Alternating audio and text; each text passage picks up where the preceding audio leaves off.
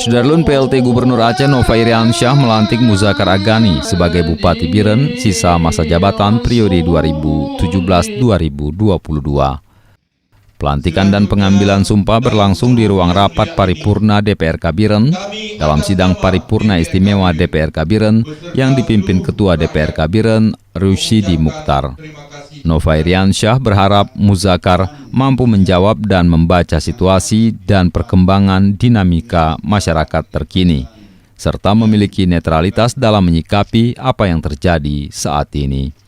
Seperti diketahui, Muzakkar Agani sebelumnya adalah wakil bupati yang mendampingi almarhum Bupati Biren Saifanur yang meninggal dunia pada 19 Januari lalu.